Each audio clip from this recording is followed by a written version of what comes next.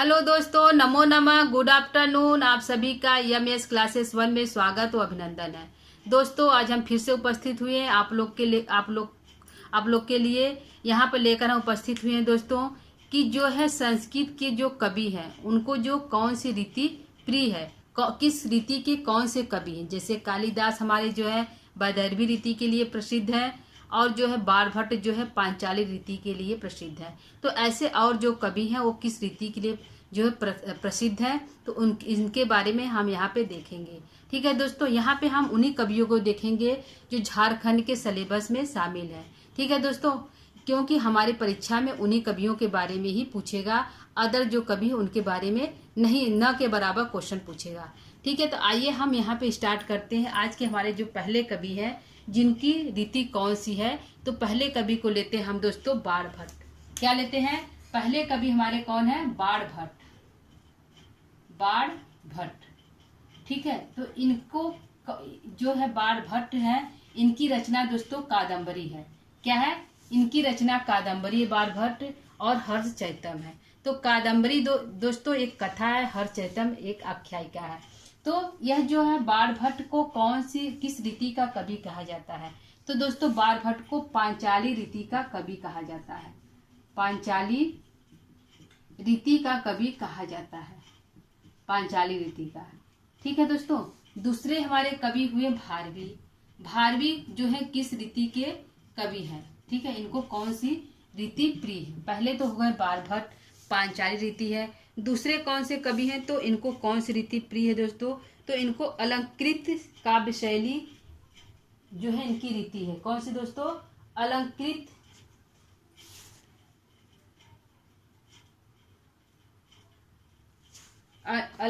काव्य शैली इनको प्रिय है, या रीतिवादी जो है काव्य शैली इनको प्रिय है। ठीक है दोस्तों, इनको कहते हैं रीतिवादी या रीतिवादी जो इनकी शैली क्या है? रीतिवादी, या फिर जो है अलंकृत। इनकी जो रीति है रीतिवादी है, या फिर है इनकी अलंकृत काव्य शैली है।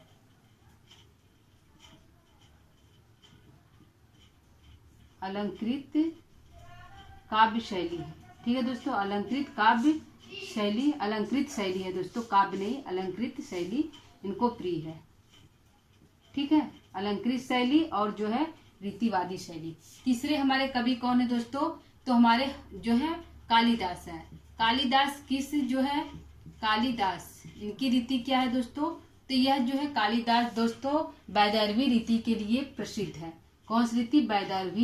वैदर्भी रीति के लिए कालिदास जो है कालिदास जो है प्रसिद्ध है। ठीक है, तो कालिदास की रीति पूछ लेगा दोस्तों कि क्या है? तो वैदर्भी। बाणभट्ट की रीति क्या है? पांचाली। और दोस्तों हमारे भारवी की रीति क्या है? तो इनको रीतिवादी भी कहते हैं, अलंकृत शैली के कवि भी कहते हैं। ठीक है दोस्तों, तो आइए देखते हैं कि आगे हमारे श्री हर्ष जो है उनकी रीति क्या है? श्री हर्ष की रीति क्या है? श्री हर्ष की रीति क्या है? ठीक दोस्तों, तो श्री हर्ष भी जो दोस्तों वैदर्भी रीति के लिए ही प्रिय है। इनको भी वैदर्भी रीति ही प्रिय है। ठीक है, वैदर्भी रीति ही प्रिय है। पांचवा देखते हैं हमारे की जो कवि हैं दोस्तों कि दंडी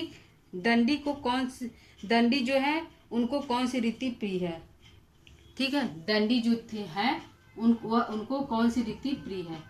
तो दंडी की रीति क्या है दोस्तों? तो दंडी की रीति दोस्तों वैदर्भी रीति है। दंडी की रीति भी क्या है? वैदर्भी रीति है। ठीक है, दंडी की रीति भी वैदर्भी रीति है। छठवां देखते हैं दोस्तों, छठवां हमारे कौन से कवि हैं? तो छठवां हमारे हैं, एक है अंबिका दत्त व्यास। ठीक है दोस्तों, अंबिका दत्त व्यास को भी वैदर्भी रीति और गौरी रीति का समन्वय जो प्राप्त है। क्या है? अंबिका दत्त व्यास। अंबिका दत्त व्यास, ये सिलेबस नहीं है दोस्तों, फिर भी हम देख लेते हैं। अंबिका दत्त व्यास को भी वैदर्भी रीति का कवि कहा जाता है। वैदर्भी रीति और दोस्तों हमारे जो है गौरी रीति का समन्वय कहा जाता है। तो वैदर्भी रीति कवि भी अंबिका दत्त व्यास है। वैदर्भी रीति और गौरी रीति।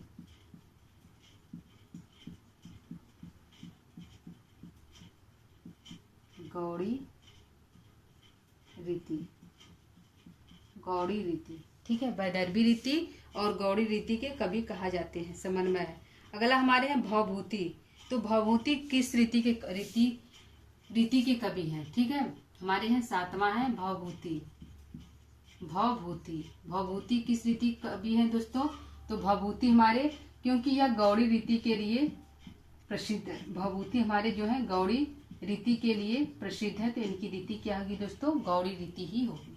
ठीक है, 8वां हमारे देखते हैं भवभूति की रीति गौड़ी रीति है दोस्तों। और 8वां देखते हैं हमारे जो है दोस्तों शूद्रक। शूद्रक की रीति क्या है? ठीक है दोस्तों, क्या देखते हैं शूद्रक की रीति क्या है? तो शूद्रक की रीति दोस्तों हमारे, शूद्रक की रचना क्या है दोस्तों? विशाख दत्त। शूद्रक किस रीति कवि है? तो यह भी वैदर्भी रीति के ही कवि है। शूद्रक भी वैदर्भी रीति के कवि हैं। कृष्णमिश्र किस रीति कवि हैं? 9वां देखते हैं कृष्णमिश्र किस रीति कवि हैं? कृष्णमिश्र शूद्रक और कृष्णमिश्र किस रीति कवि हैं? तो यह भी वैदर्भी रीति के कवि हैं, वैदर्भी रीति के कवि हैं। ठीक है, अगला देखते हैं 10वां शूद्रक वैदर्भी रीति, कृष्णमिश्र वैदर्भी रीति। और हमारे हो गए अशुघोष। अशुघोष की रीति क्या है दोस्तों? अशुघोष की रीति क्या है? अशुघोष, इनकी रचना क्या है दोस्तों? बुद्ध चरितम। इसकी रीति क्या है? इसकी रीति भी वैदर्भी ही है। ठीक है दोस्तों, तो यहाँ पे दोस्तों हम 10 जो है रचनाकार के रीतियों को देखे हैं। तो कवि हमारे यहाँ पे 10 है, 10 जो है प्री रीति भी है। तो यहाँ पे देखते हैं दोस्तों कि सभी की रीति जो है वैदर्भी है। यह जो है देखने लायक है दोस्तों, आप इस पर गौर कर सकते हैं कि सभी की रीति जो है वैदर्भी ही है। सिर्फ हमको भवभूति की रीति याद करना है अलग से कि गौड़ी रीति के लिए जो है इनको प्रिय है। और यहाँ पे हमारे बाणभट्ट की रीति क्या है? पंचाली रीति। और जो है भारवी की रीति अलग है दोस्तों, तो रीतिवादी या अलंकृत शैली के कवि कहे जाते हैं। तो यहाँ पे जितने भी कवि हैं, आपने गौर किया है कि यहाँ पे जितने भी कवि हैं वह वैदर्भी रीति के लिए प्रिय हैं, जैसे कालिदास, श्रीहर्ष, दंडी, अंबिकादत्त व्यास, शूद्रक, कृष्णमिश्र और सुघोष।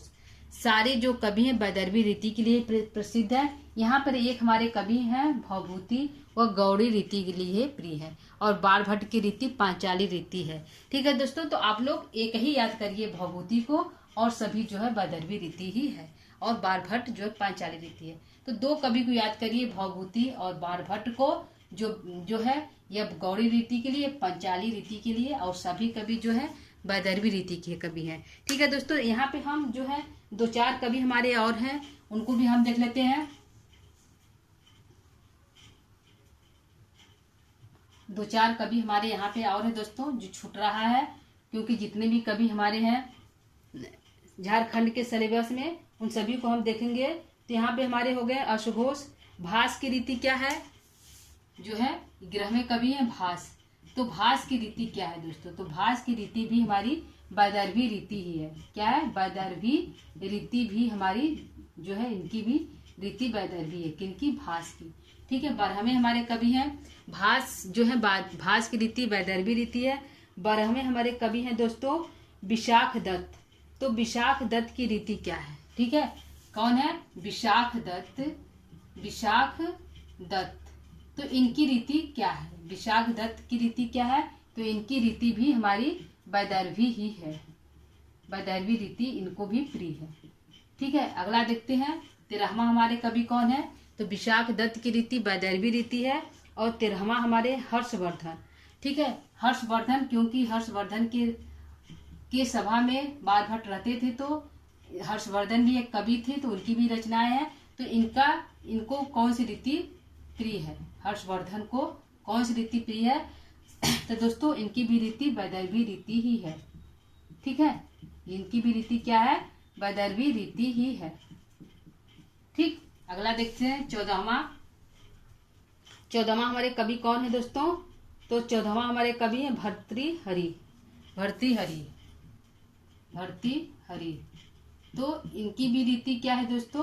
वैदर्भी ही है, वैदर्भी ही है। ठीक है, वैदर्भी रीति। ठीक है, वैदर्भी रीति इनको भी प्रिय है। 15वां देखते हैं कवि हमारे और हैं दोस्तों। तो हमारे कवि इसके बाद नहीं है, जैसे जो है अमरुख है, विष्णु शर्मा है, तो यह सभी वैदर्भी रीति के लिए प्रसिद्ध है। तो कहा जा सकता है कि दोस्तों जितने भी कवि हैं, जितने भी हमारे संस्कृत में कवि है, उनके जो अधिकतर जो है रीतियाँ जो है वैदर्भी रीति में ही उन्होंने अपनी रचनाएं की हैं। एक दो जो कवि हैं जिनकी रीति चेंज हो गई, जैसे भवभूति की रीति चेंज हो गई, गौड़ी रीति, और बारभट्ट की रीति चेंज हो गई है, पांचाली। ठीक है दोस्तों, तो हमें जो है एक दो ही कवि को याद करना है, और जितने भी कवि यदि पूछ लेता है कि इनकी रीति क्या है दोस्तों, तो वैदर्भी रीति ही है। ठीक है, ठीक है दोस्तों, तो आज के क्लास में हम रीतियों को लेकर उपस्थित हुए थे दोस्तों, क्योंकि परीक्षा दृष्टि से उपयोगी है, पूछा जा सकता है कि किस कवि को कौन सी रीति प्रिय है। ठीक है दोस्तों, तो आप लोग यदि ये वीडियो आप लोग को प्राप्त होता है, यदि आप लोग परीक्षा में शामिल हो रहे हैं, तो इस वीडियो को जरूर देख लीजिएगा। ठीक है दोस्तों, तब तक के लिए क्लास को यहीं पे हम विराम देंगे दोस्तों। कल हम किसी नए टॉपिक पर लेकर कुछ नया, किसी संस्कृत के जो कवि उनका कोई प्रिय चीज लेकर हम फिर से उपस्थित होंगे। तब तक के लिए दोस्तों हमें यहाँ पे क्लास को विराम देंगे और जाने की आज्ञा लेंगे। नमः संस्कृता।